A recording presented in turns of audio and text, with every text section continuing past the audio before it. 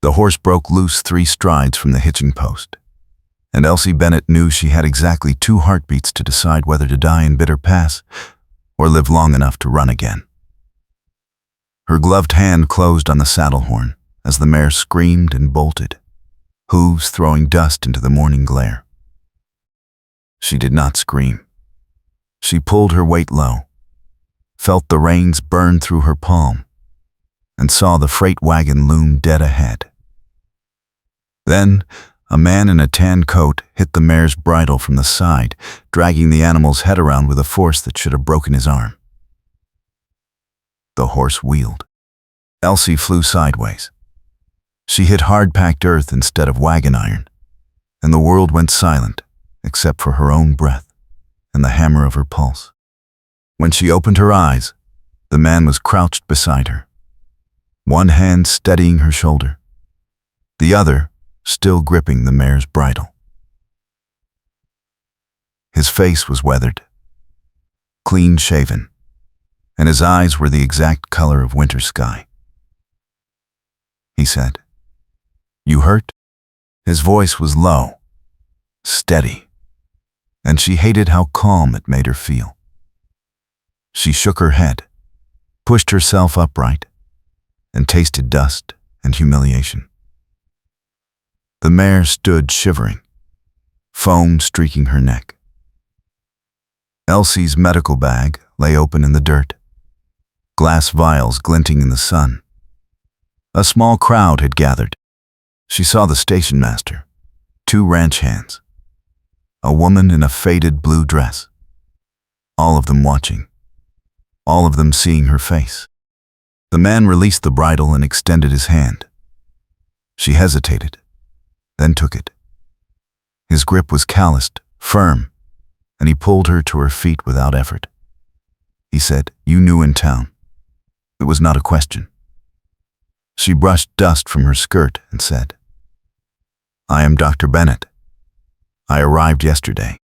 His expression did not change, but something shifted behind his eyes. He said, "Gideon Carver. I run cattle through here."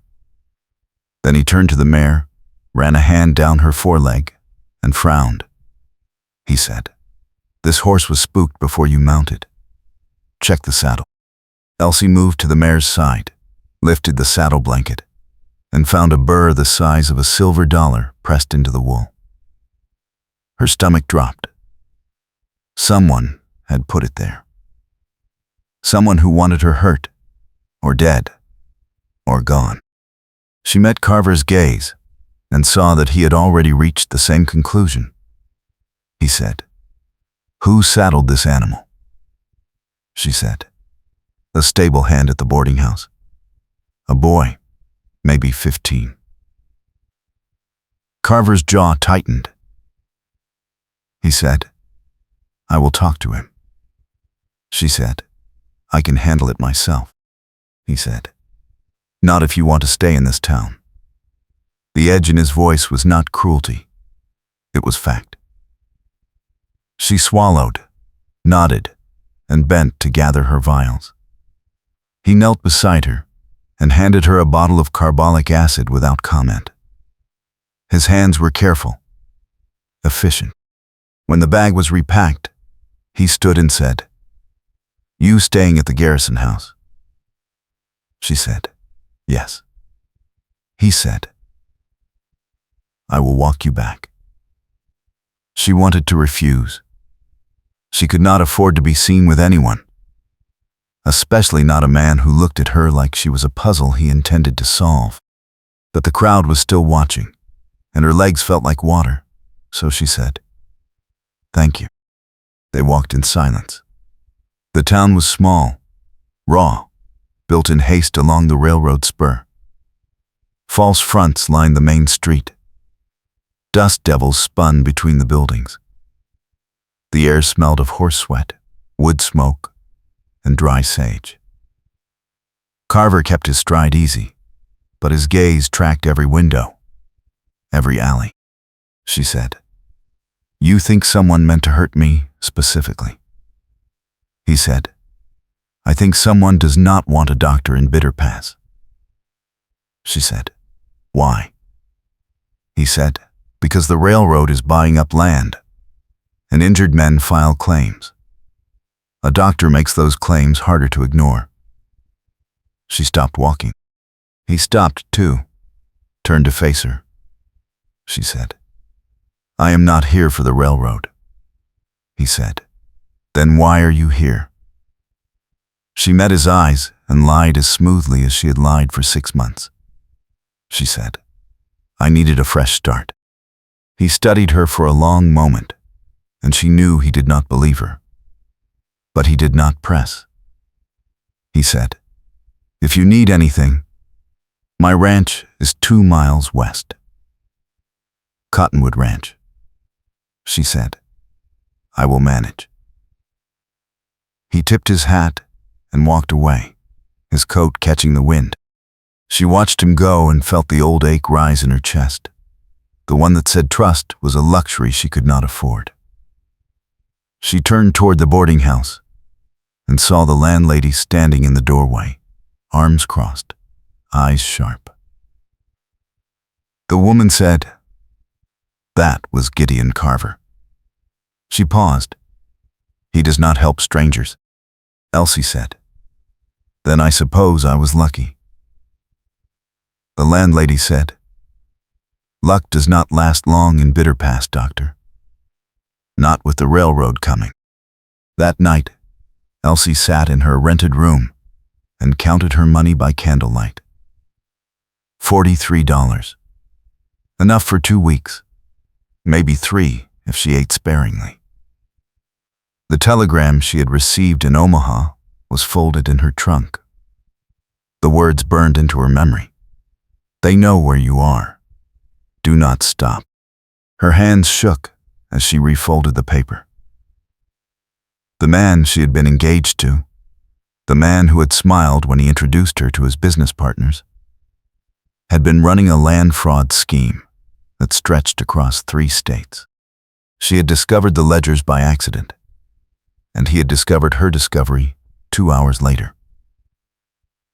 She had run with nothing but her medical degree and the clothes she could carry. He had sent men after her. Twice, she had seen them in train stations, scanning faces. The 3rd time, she had changed her name and bought a ticket west. She blew out the candle and lay awake in the dark, listening to the wind rattle the shutters. Bitter Pass was supposed to be a place no one looked twice, a dying cattle town clinging to the edge of the rail line. But someone had put a burr under her saddle, and Gideon Carver had looked at her like he could see straight through her lies. She could not stay. She would work long enough to earn stage fare to California, then disappear again. It was the only way to stay alive. But when she closed her eyes, she saw his hand reaching for hers, steady and sure, and she felt the traitorous pull of something she had not allowed herself to want in months. Safety. Trust.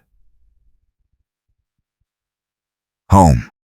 The next morning, a boy knocked on her door and said there had been an accident at Cottonwood Ranch. A horse had kicked a hired hand, and the man was bleeding badly. Elsie grabbed her bag and followed the boy to a buckboard wagon. The driver was a lean older man with a gray beard, who introduced himself as Hank, the ranch foreman. He said little on the drive, but his eyes kept flicking to her face, measuring. When they reached the ranch, she saw a sprawling house built of rough-cut timber, a barn twice its size, corrals filled with restless cattle. Gideon Carver stood in the barn doorway, sleeves rolled to his elbows, blood streaking his forearms. He saw her, and something like relief crossed his face before he locked it down. He said, "In here." She followed him into the barn. The injured man lay on a blanket, his leg torn open from knee to ankle. The wound was deep, ragged, but the bleeding had slowed. Elsie knelt, opened her bag and said, "I need clean water, whiskey, and more light." Carver barked orders. 2 men ran to comply. She worked quickly, cleaning the wound, checking for bone damage. The man groaned but did not scream. She said, "You are lucky. No fracture." Carver crouched beside her and said, "Can you close it?" She said yes. "But he will need rest. No riding for 2 weeks." Carver nodded. She threaded her needle and began stitching. Her hands were steady. She had done this 100 times. But she felt Carver watching her, felt the weight of his attention like a hand on her shoulder. When the stitching was done, she wrapped the leg in clean linen and stood. Carver stood too. He said, "How much do I owe you?" She said, $5. He pulled coins from his pocket and pressed them into her hand. His fingers brushed hers, and she pulled back too quickly. He noticed. He said, "You did good work." She said, "It is my job." He said, "It is more than that." She looked at him and saw no mockery, no charm, just honesty. It unnerved her. She said, "I should get back to town." He said, "Stay for a meal. You rode 2 hours." She wanted to refuse, but hunger won. She said, "1 meal." They ate in the ranch house kitchen, a plain room with a stone hearth and a table scarred by years of use. Hank and 2 other men joined them. The food was simple but good, beef stew and cornbread. Carver sat across from her and asked careful questions. Where had she trained? Why frontier medicine? She answered with the lies she had practiced, and he listened without interruption. But when she said she had no family, his gaze sharpened. He said, "Everyone has family." She said, "Not everyone keeps them." He let it drop, but she felt the question hanging between them like smoke. After the meal, he walked her to the wagon. The sun was high, the sky painfully blue. He said, "The ranch hand who saddled your horse yesterday, he is gone, left town this morning." She stopped. She said, "Did he say why?" Carver said no, but someone paid him $20 to put that burr in place. She felt ice slide down her spine. She said, "Did he say who?" Carver shook his head. He said, "He was scared. Someone threatened him." She looked at the horizon, at the empty miles of grassland rolling toward nothing. She said, "I should leave." Carver said, "That is what they want." She turned to face him. She said, "You do not know what you are talking about." He said, "I know when someone is running." She felt her throat tighten. She said, "Then you know I cannot stop." He stepped closer, and his voice dropped. He said, "You can, if you have a reason." She wanted to believe him. She wanted to believe that Bitter Pass could be different, that she could stop looking over her shoulder. But she had believed a man once before, and it had nearly killed her. She said, "I do not have a reason." He said, "Maybe you will." Then he stepped back, tipped his hat, and walked toward the barn. She climbed into the wagon, and Hank drove her back to town in silence. When she reached the boarding house, the landlady handed her a folded note. It said, "Railroad meeting tonight. Town Hall. 8 o'clock. Be there if you want to keep your practice." The town hall was packed. Ranchers, merchants, drifters, women in faded dresses. The air was thick with tobacco smoke and anger. Elsie stood near the back wall, her medical bag at her feet. A man in a black suit stood at the front, flanked by 2 hired guns. He introduced himself as Raymond Colfax, representative of the Central Pacific Expansion Committee. He said the railroad was offering fair prices for land along the new spur. He said progress was coming, whether Bitter Pass wanted it or not. A rancher in the front row stood and said the railroad had no right to force sales. Colfax smiled and said the law disagreed. Another man shouted that the law could be bought. The room erupted. Gideon Carver stood near the front, arms crossed, face unreadable. When the shouting died, he said, "What happens if we refuse to sell?" Colfax said, "Then the railroad will purchase adjacent parcels and reroute water access. Your cattle will have nothing to drink." Carver said, "That is theft." Colfax said, "That is business." The room went silent. Elsie felt her chest tighten. She knew that tone. She had heard it in her fiancé's voice when he explained why fraud was simply leverage. She saw Carver's jaw clench, saw his hands curl into fists.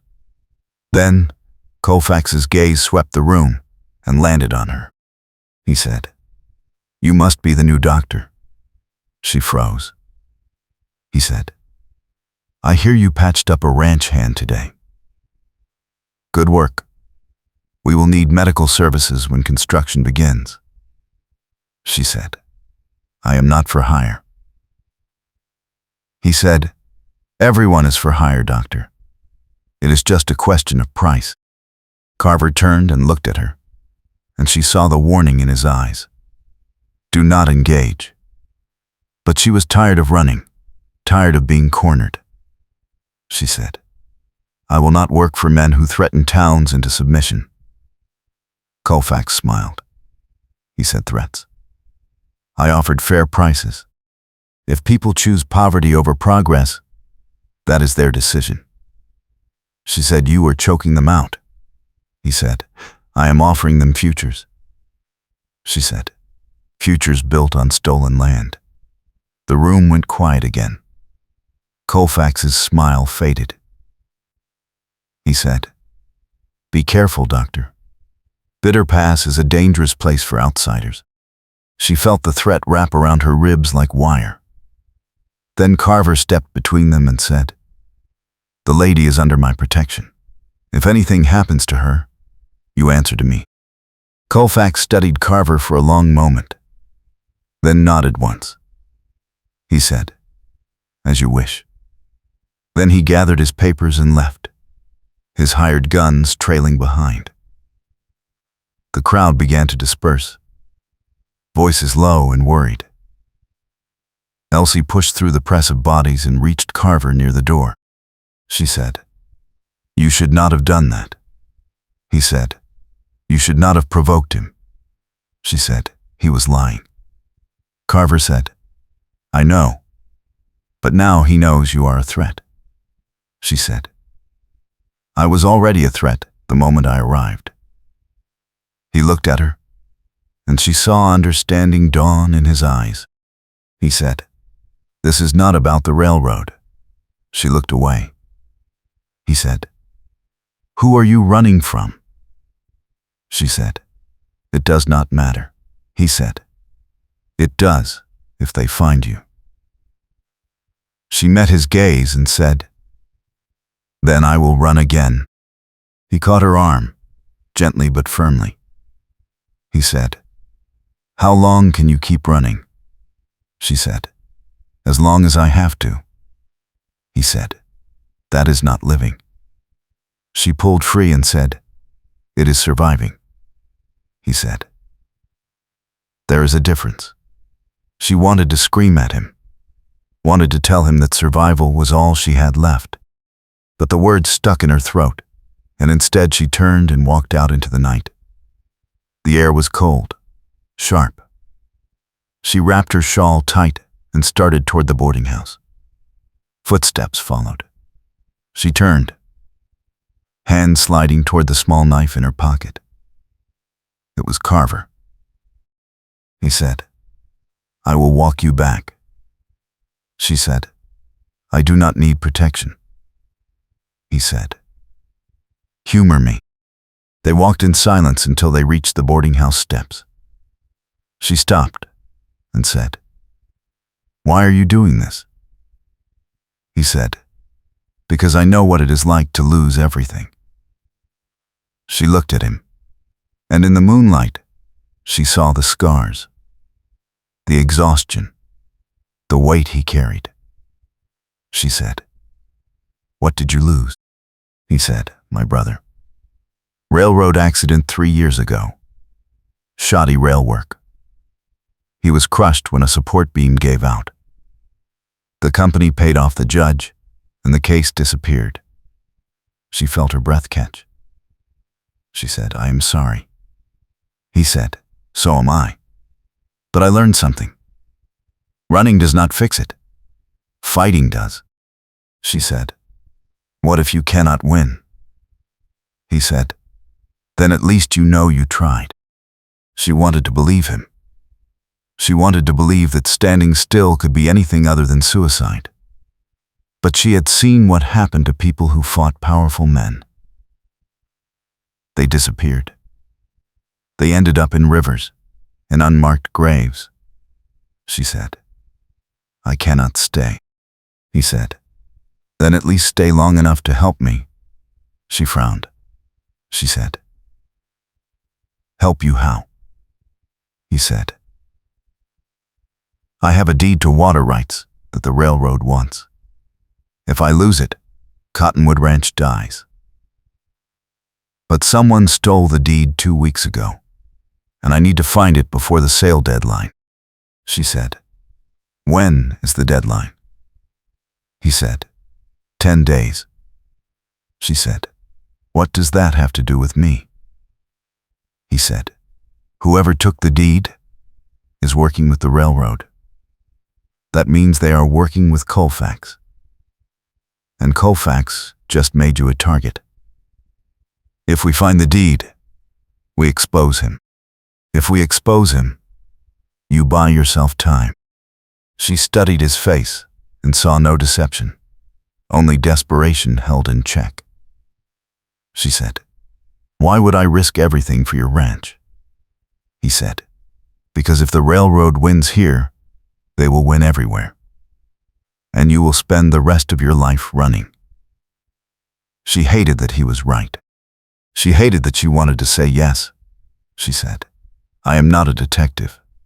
He said, no. But you are smart, and you see things other people miss. I watched you work today. You do not panic. She felt the weight of the decision pressing down on her. 10 days. If she helped him, she might find a way to stop Colfax. If she ran, she would be alone again.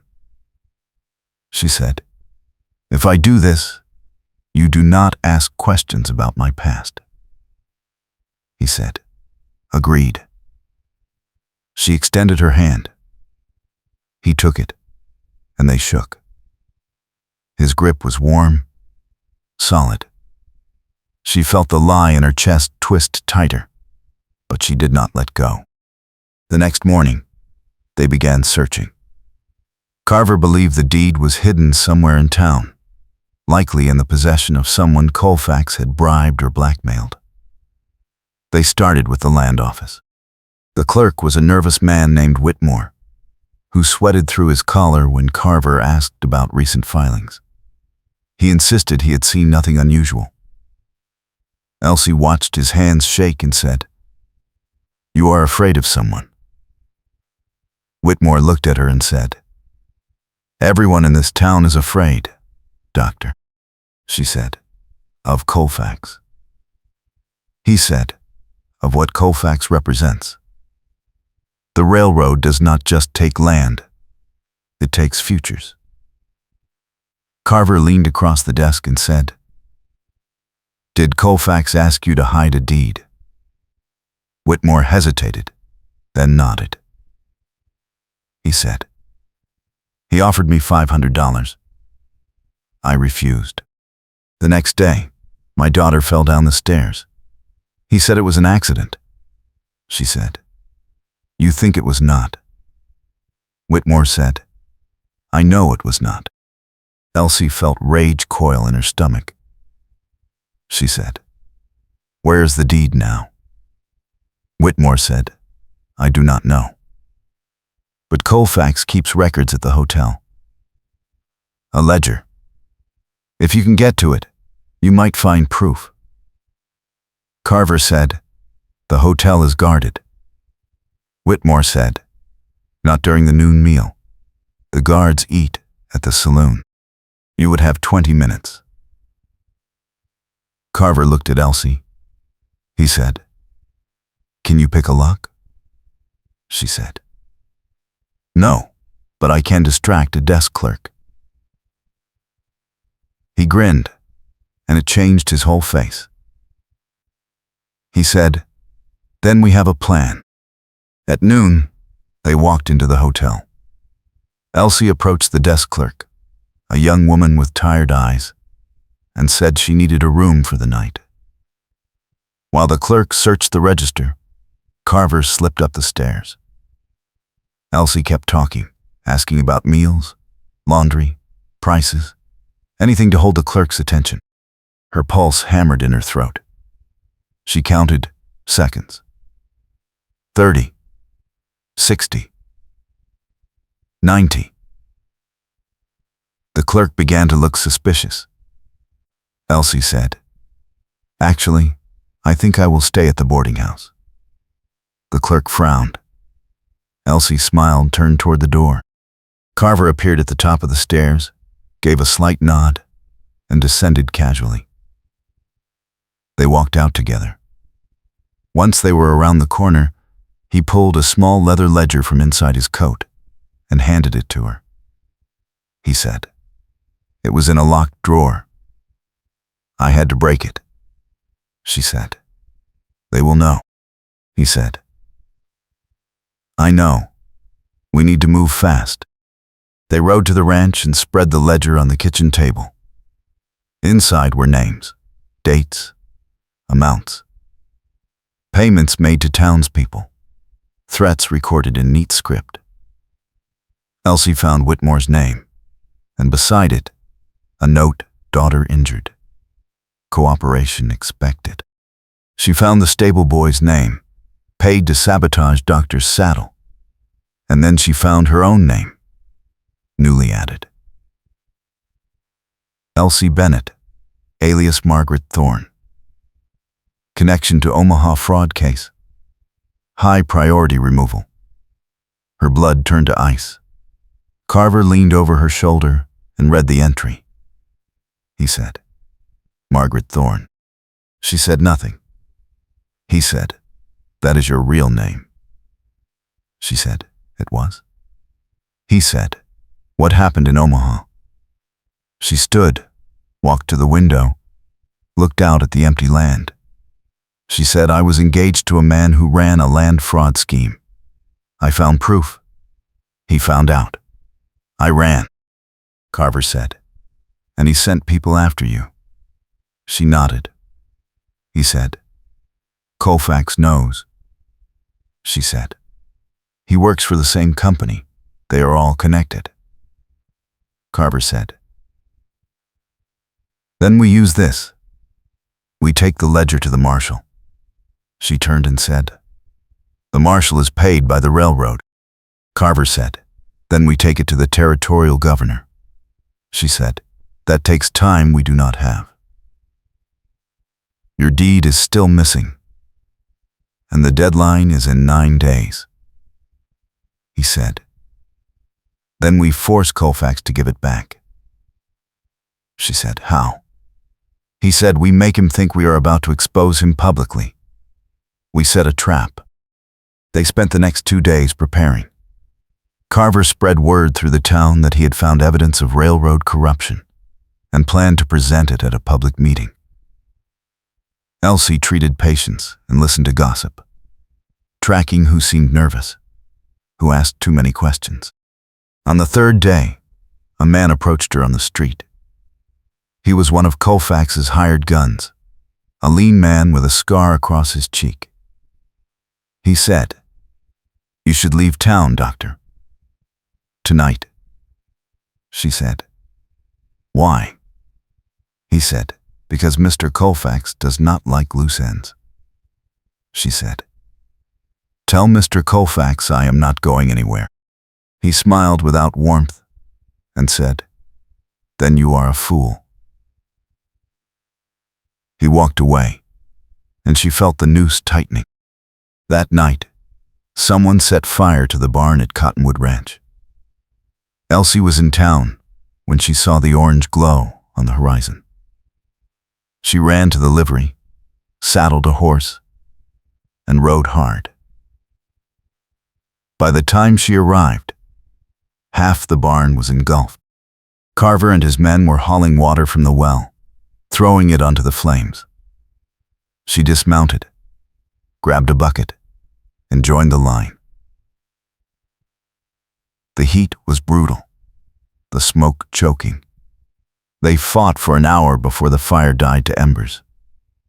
The barn was a blackened skeleton. 3 horses were dead. Carver stood in the wreckage, soot-streaked, breathing hard. Elsie walked to him and said, "This was Colfax." He said, "I know," she said. "He is escalating." Carver said, "Good. That means we are close." He turned to face her, and in the firelight his eyes were fierce. He said, "I need to know something." She said, "What?" He said, "When this is over, are you going to run?" She looked at him, at the ash in his hair, the exhaustion in his face, the stubborn set of his shoulders. She wanted to lie. She wanted to protect herself. But something in her chest cracked open, and she said, "I do not know." He said, "I need you to stay." She said, "Why?" He said, "Because I cannot do this alone. And because I think you are done running. You just have not admitted it yet." She felt tears sting her eyes, and she hated herself for it. She said, "You do not know me." He said, "I know you risked your life to save a ranch hand. I know you stood up to Colfax when no one else would. I know you are here right now, covered in ash, instead of on a stage to California. That is enough."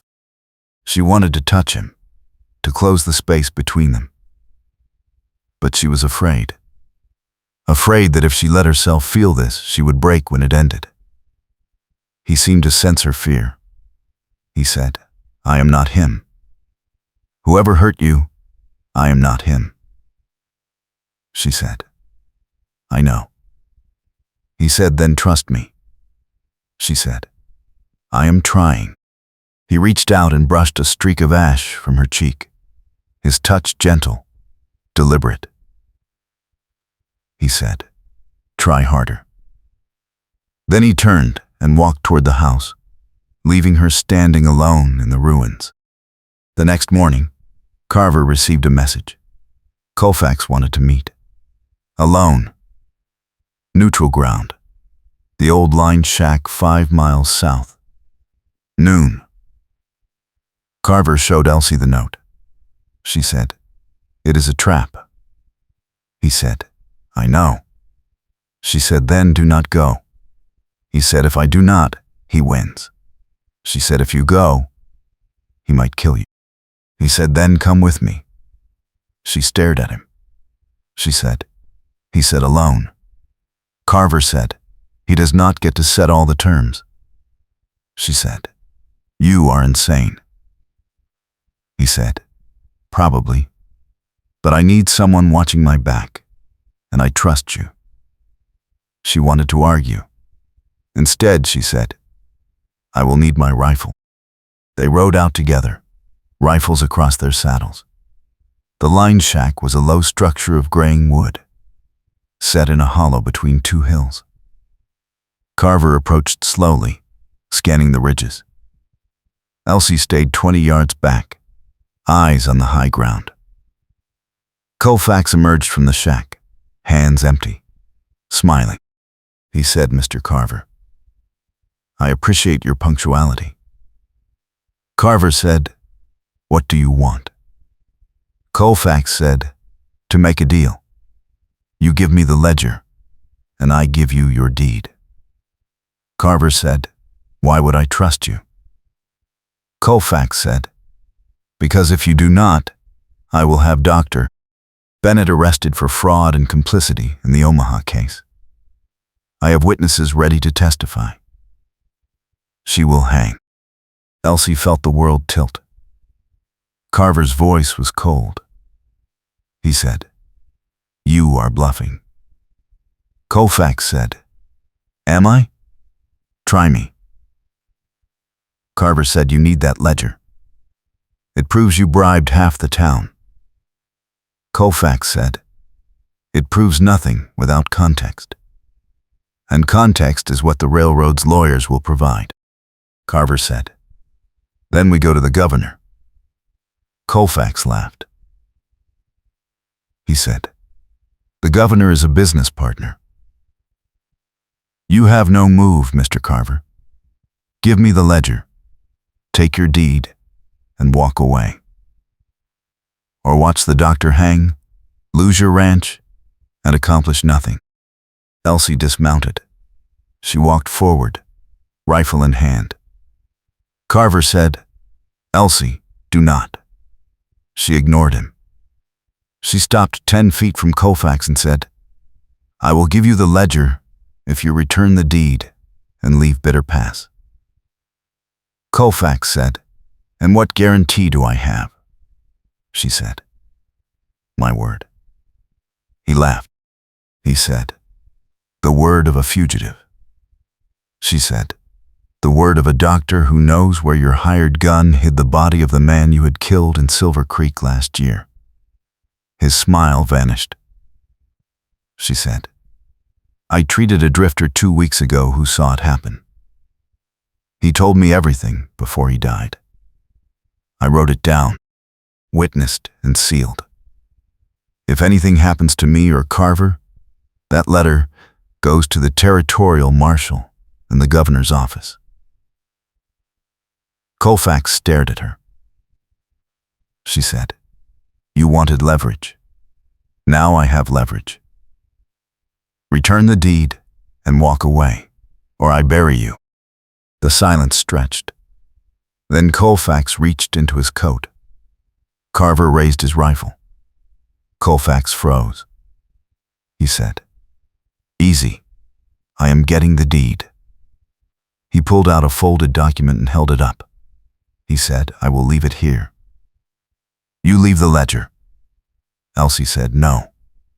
You hand the deed to Carver. Then I hand you the ledger." Colfax's jaw tightened. He walked forward and handed the deed to Carver. Carver checked it, nodded. Elsie pulled the ledger from her coat and handed it to Colfax. He took it, and for a moment their eyes met. He said, "You should have run." She said, "I am done running." He turned and walked to his horse, mounted, and rode away. Elsie's legs nearly gave out. Carver caught her arm. He said, "Was that true? About the body?" She said, "No. I made it up." He stared at her, then laughed, a wild, relieved sound. He said, "You are terrifying." She said, "I know." They rode back to the ranch.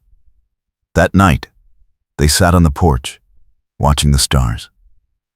Carver said, "You know he will come back." She said, "Maybe. But we bought time." He said, "Time for what?" She said, "To figure out what happens next." He looked at her. He said, "What do you want to happen next?" She said, "I do not know. For the first time in a year, I do not know." He said, "That is not a bad thing." She said, It feels terrifying, he said. It is supposed to. He reached for her hand. She let him take it. He said, stay. Build something here. Stop running. She said, what if they find me? He said, then we will fight them. Together. She looked at him, and she saw the future he was offering. Not safety. Not certainty. Just a chance. She said, I have debt. A lot of it. He said, we will pay it. She said, I have enemies. He said, so do I. She said, I am not easy. He said, neither am I. She smiled, and it felt like the first real smile in months. She said, all right. I will stay. The days that followed were not easy. Colfax left town, but the railroad did not. New representatives arrived, more careful, more polite. Carver filed the deed with the territorial office and hired a lawyer. Elsie opened a small clinic in town, treating everyone who came through the door. She wrote letters to Omaha, to lawyers, to her former colleagues. Slowly, she began to untangle the web of lies and fraud that had chased her west. It would take years. But she had time. And she had help. She and Carver did not speak of love, not yet. But it grew between them like grass after rain. Quiet and persistent. He brought her coffee in the mornings. She stitched a tear in his coat. They rode together to check the cattle, to deliver medicine, to sit in silence and watch the sun set. One evening, 6 weeks after the confrontation at the line shack, he kissed her. It was not dramatic. They were standing in the barn, and she was laughing at something he had said, and he just leaned in and kissed her. She kissed him back, and it felt like coming home. Winter came. The town survived. The railroad built its spur, but the ranchers held their land. Colfax never returned. Elsie received word from Omaha that her former fiancé had been arrested, the fraud scheme exposed. She was no longer a fugitive. She was free. She read the letter on the porch, Carver beside her. He said, you could go back. She said, why would I? He said, you have a life there. She said, I have a life here. He smiled. He said, marry me. She said, are you serious? He said, completely.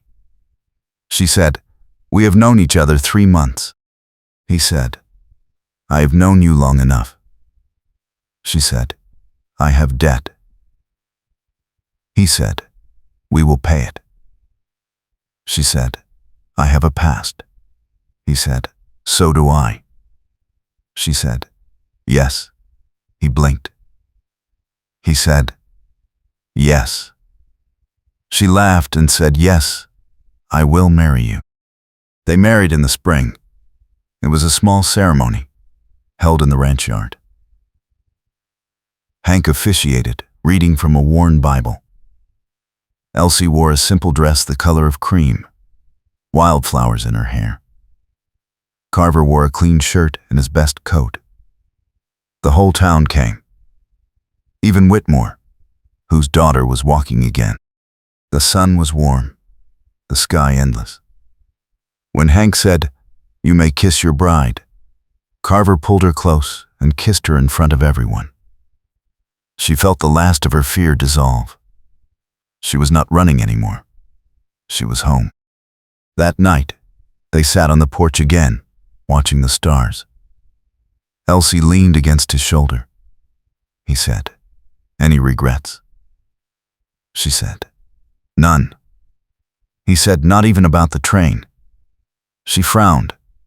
She said, what train? He said, the one you were going to take to California. The day we met. She laughed. She said, I never bought a ticket. He said, "Why not?" She said, "Because a man with winter sky eyes pulled me off a runaway horse, and I wanted to know what would happen next." He kissed her hair. He said, "What do you think happens next?" She said, "We build something. We fight for it. We live." He said, "Sounds like a plan." Spring turned to summer. The ranch thrived. Elsie's clinic grew. She treated injuries, delivered babies, taught hygiene. Carver expanded the herd, hired more hands. They built a small addition onto the house, a room for her practice. They talked about children, about the future. One evening, a rider came from town with a telegram. Elsie opened it, heart hammering. It was from her lawyer in Omaha. The debt had been settled. Her name was clear. She was officially, legally free. She handed the telegram to Carver. He read it and pulled her into his arms. He said, "It is over." She said, "No, it is just beginning." That night, they made love in their bed, the window open to the prairie wind. She traced the scars on his back, the ones he never talked about. He kissed the faint bruise on her wrist, the one that had never quite faded. They knew each other now, the broken parts and the brave parts. They had fought for this. They had earned it. And when she fell asleep in his arms, she did not dream of running. She dreamed of the ranch, of children's laughter, of a life built on trust and stubborn hope. Years passed. The railroad came and went. Bitter Pass grew into a real town, with a school and a church and a newspaper. Elsie became known across the territory as the doctor who never turned anyone away. Carver became a respected rancher, fair and firm. They had 2 children, a boy and a girl, who grew up running wild across the grasslands. On summer evenings, they sat on the porch and told stories. The children loved the story of how their parents met, the runaway horse, the stolen deed, the standoff at the line shack. Elsie always left out the parts about fear and shame. Those belonged to the past. What mattered was what they had built. A home, a family, a life worth staying for. One evening, when the children were asleep, Carver took Elsie's hand and led her out into the yard. The stars were brilliant, the air cool. He said, "Do you ever think about what would have happened if you had gotten on that train?" She said, "Every day." He said, "And?" She said, "And I am grateful I did not." He pulled her close. He said, "So am I." They stood together in the dark, the ranch quiet around them. And Elsie felt the weight of her past finally lift. She had run for so long. But here, in the arms of the man who had seen her fear and loved her anyway, she had found something stronger than safety. She had found home.